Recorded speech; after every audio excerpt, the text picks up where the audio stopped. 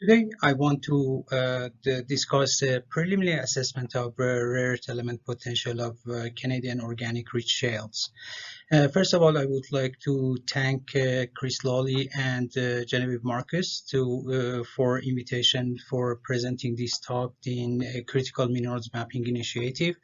And I want to acknowledge the contribution of my co-authors on this work, Dr. Anthony Chapas of Central Michigan University, his PhD student Denali Marquez, my colleague at Geological Survey of Canada in Calgary, Dr. Keith Doing, and Catherine Bigord.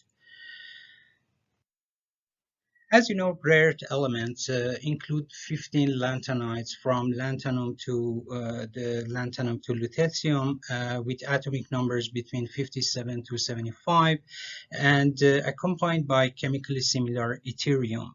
They can actually classify to light and heavy rare earth elements based on different classification. In terms of their usage, because they are very important in the transition to clean energy and new technologies, they divided in the actually critical, near critical, and non-critical, which based on their supply risk and the importance in the clean energy and the highest demand. In terms of uses, as I mentioned in the previous slide,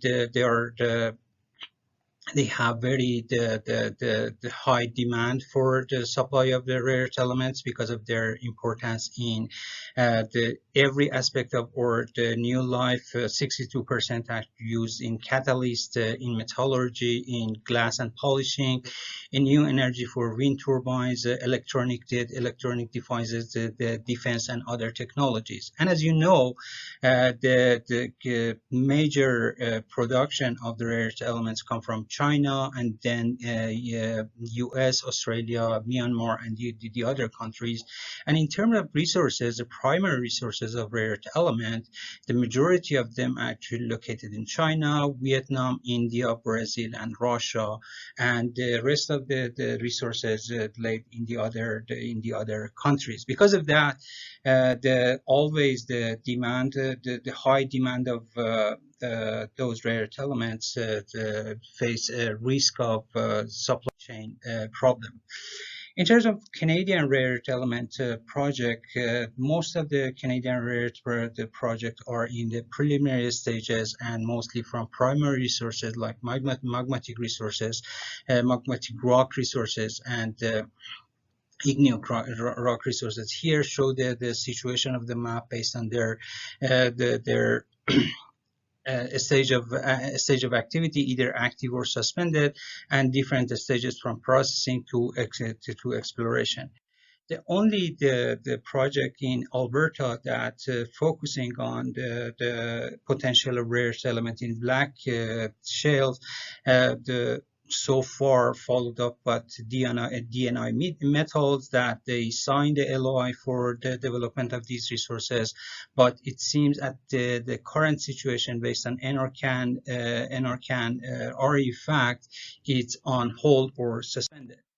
Because of that, there is a need to better understand what are the other options as potential resources of rare earth elements. And we decided to submit a proposal to assess the potential of organic rich shales in terms of rare earth element resources. Geological Survey of Canada in Calgary traditionally actually working on organic rich shales, and part of the practice to identify the paleodepositional environment is to identify to measure the concentration of trace element, rare earth element, and other element. Because of that, we have a huge the data set of geochemical data about organic rich shale, and we compiled a report or assessment report, initial assessment report on the potential of those rock. As you see here, I put a major organic rich shale in in overall Canada in the geologic time scale, and as you see, most of the shale that we studied, have high concentration of the rare earth elements in comparison to the upper continental crust that show with broken line. The bars shown here are the variation of the data, the concentration of total rare earth element, and in front of them I provided the mean value, standard deviation, and the number of samples that we studied in this report. As you see here, some formations actually show a very high concentration or anomalous high concentration of the total rare earth element, including Gordondale, Lower Jurassic Gordondale, and Doig Formation, Middle Jurassic Doig Formation, and Bakken Formation. In this study, I want to emphasize that the Bakken information come from the US Bakken, that we have a collaboration with ERC, and or new samples from Bakken Formation in Canada, in the southern Saskatchewan, will be analyzed soon, and we add to the database. In addition to our work, my colleague, Dr. Steve Grasby, also have a look at the rare earth element resources in phosphatic shales in Canadian Arctic, as well as other colleagues looking at metalliferous shale and their potential for the other critical elements like nickel, zinc, and molybdenum and PGE minerals in in shale resources. The first question when we want to assess the potential of the shale in the rare earth elements, we need to identify what is the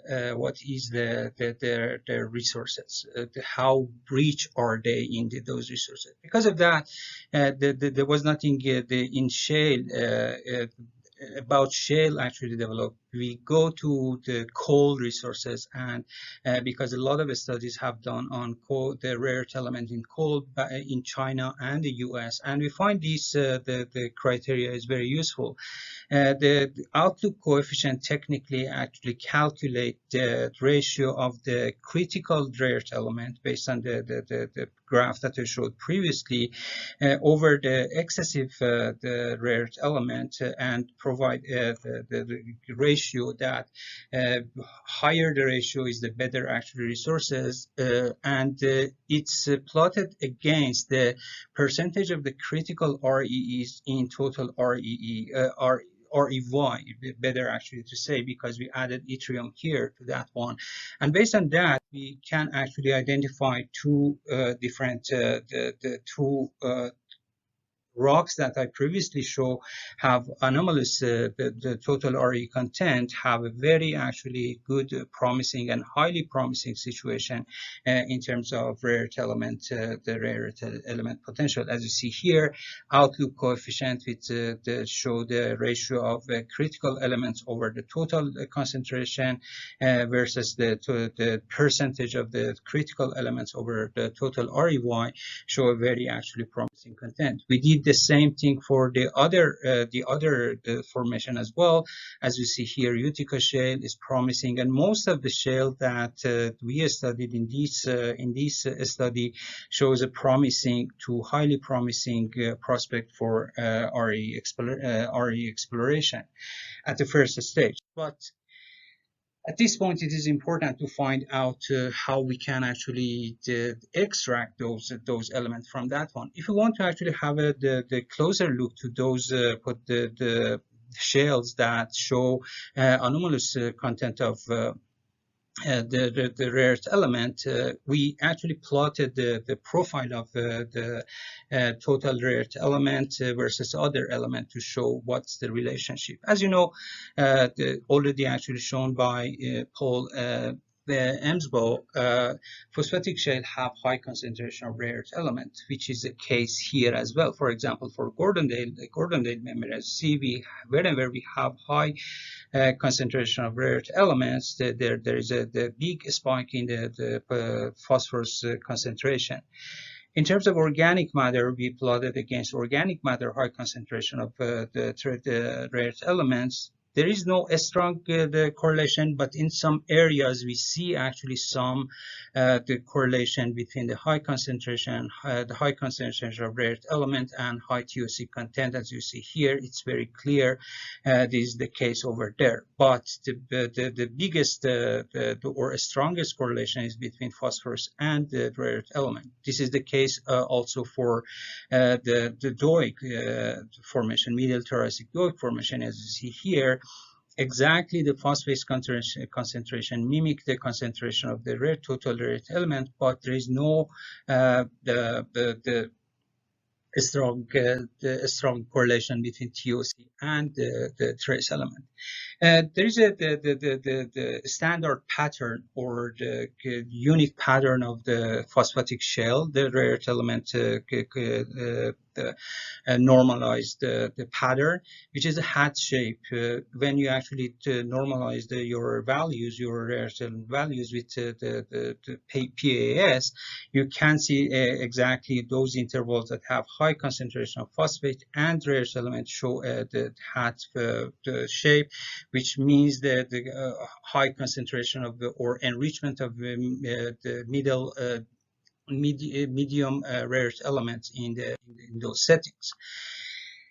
In order to identify the mineral phases that are associated with rare earth element, it is important to do the speciation analysis before doing any extraction analysis to find out what is the relationship. As I mentioned, there is not much done on the shale resources. Because of that, we go to the literature, and with the consultation with my colleague, Dr. Chapas, that his specialty is trace element speciation. We decided actually to use this methodology that's used for soils and did a speciation on those minerals. In this category, we divided to 4 phases of rare earth element. One is water and the water and soluble and exchangeable phase, sulfate phase that associated with sulfide minerals, and organic matter phase, and silica, crystalline phases, and clay minerals. As you see, these 4 graphs actually show some representative the speciation during of Gordondale shale intervals. In some intervals, the first actually the observation is that actually the F1 phase, which is the water and the weak acid soluble phase, has the lowest the importance in these phases. The most important, the other 3 important phases in some areas, the clay associated or silica associated dominate the other phases. In some cases, sulfide association is the strongest. In some cases, organic matter, and in some cases, there is no distinction between these three major phases, and we are dealing with the 3 different phases that rare earth elements are associated with them, that make a little bit tricky to find the best extraction methodology for those shales. If I want to actually put in context, for example, for some of those spots that I mentioned, this is the high the concentration of rare earth element in that interval that strongly associated with the phosphate peak. As you see here, the dominant phase of the rare earth associated mineral is silicate and clay minerals, and the other phases doesn't actually have that much of importance. In other case, in the lower interval, when we have the good association between the high concentration of rare earth elements and organic matter, the case is totally different, and you have a combination of all 3 phases that actually show the same enrichment in that phase. Because of that, the development of any methodology, any viable methodology and economic methodology, specifically depend on the speciation of elements that make the case for the importance of a speciation, those kind of studies, and also the challenges we are dealing with developing a good methodology for exploration of for exploitation of those resources from the source, those secondary resources. In conclusion, our study, based on the large amount of data that we already collected, The mean REY concentration of Canadian organic resource rock are close or greater than the upper continental crust the concentration, but the range of variation through the whole interval of some specific shales is high. Our data shows mostly all of the phosphatic intervals are associated with high concentration, anomalous concentration of the REYs. REYs are mostly associated. The dominant phase that contain the REY, the elements are clay and silica phases, and in the second phase, the organic matter and sulfidic minerals have the other phases that are associated with those elements, and water soluble or the easily soluble phases doesn't have that much of concentration. And another thing that make, as I mentioned previously, a little bit challenging development of any the unique method for extraction of the rare earth element from organic rich shale is the variation of phases and association of phases with them.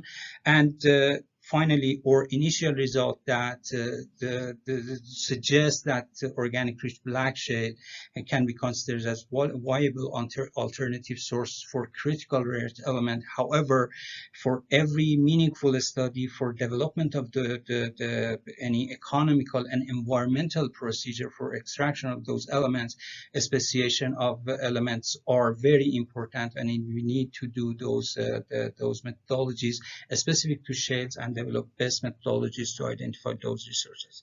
Thank you so much. With that, I will be happy to answer your questions.